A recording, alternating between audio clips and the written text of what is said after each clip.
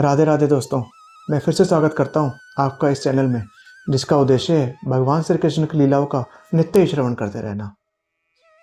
पिछले एपिसोड में हमने सुना किस तरह से भगवान श्री कृष्ण ने काले नाग के ऊपर अपनी कृपा की थी और उसे रमणक द्वीप भेज दिया था। तो चलिए आज के एपिसोड में प्रवेश करते हैं।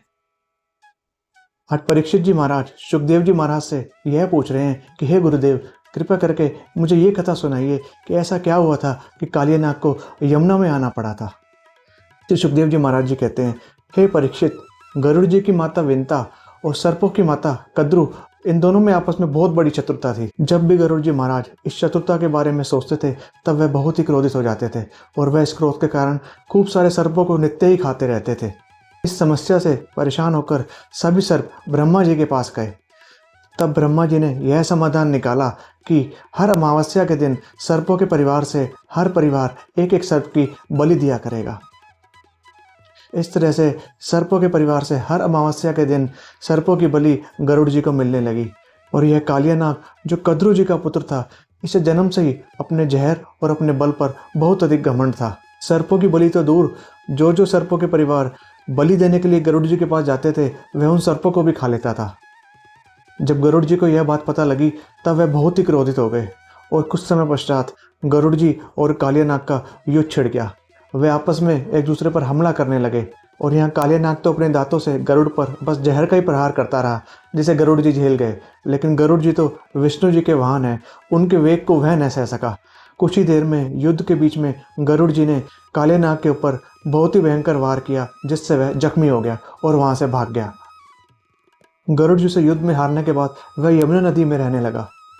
ऐसा इसलिए हुआ क्योंकि एक समय की बात है, गरुड़ जी को बहुत तेज भूख लगी थी। तब उन्होंने यमुना जल में से एक मछली खा ली। इससे सभी मछलियां बहुत ही दुखी हो गई क्योंकि उन्होंने उसके मुखिया को खा लिया था। मछलियों को इस तरह दुखी देखकर सोबर ऋषि को उन पर बहुत ही अधिक दया आ गई। तब सोबर ऋषि ने सभी कुंड में रहने वाले जीव जंतुओं का ध्यान रखते हुए तब गरुड़ जी को यह श्राप दिया कि आज के बाद अगर वह कभी भी यमुना जल में से मछली को खाएंगे तब उसी क्षण उनकी मृत्यु हो जाएगी। सोबर ऋषि के इस शाप को केवल कालिया नाग ही जानता था, अन्य सर्प नहीं जानते थे। इसलिए तब से वह यमुना जल में सुरक्षित होकर रहने लगा।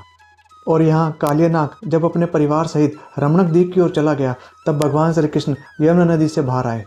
श्री कृष्ण को यमुना नदी से बाहर आते देखकर सभी ब्रजवासी इतने खुश हुए कि जैसे उनके इंद्रियों में प्राण आ गए हों।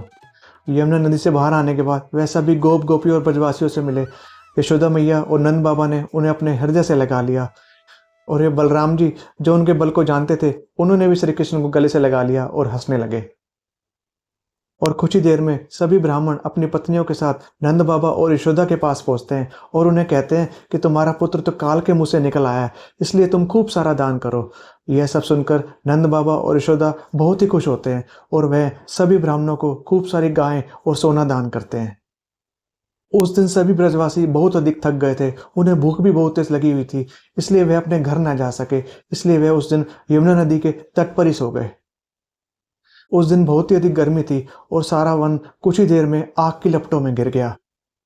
जैसे ब्रजवासियों को पता लगा तब वे वहां से भागने लगे। सभी ब्रजवासी भागते हुए मनुष्य रूप धारण किए हुए श्री कृष्ण के पास आकर पहुंचते हैं और वे उन्हें ऐसा कहते हैं, हे श्री कृष्ण, हे बलराम, आपने तो हमें सारी मुसीबतों से बचाया है। यह अग्नि हमें जलाने वाली है, कृपया करके हमारी रक्षा कीजिए। जैसे भगवान श्री कृष्ण ने देखा इन ब्रजवासियों का मेरे अलावा और कोई सहारा नहीं है, तब उन्होंने एक ही क्षण में उस अग्नि को पी लिया। यहाँ भगवान श्री कृष्ण के अग्नि को पीने के पीछे संतों ने अनेक उदाहरण दिए हैं। एक संत ऐसा कहते हैं कि यहाँ भगवान श्री कृष्ण ऐसा सोच रहे हैं कि मैं तो मनुष्य के ताप को हरने के लिए आया हूँ, इसलिए मुझे इस ताप को हरना ही होगा, इसलिए उन्होंने अग्नि पी ली।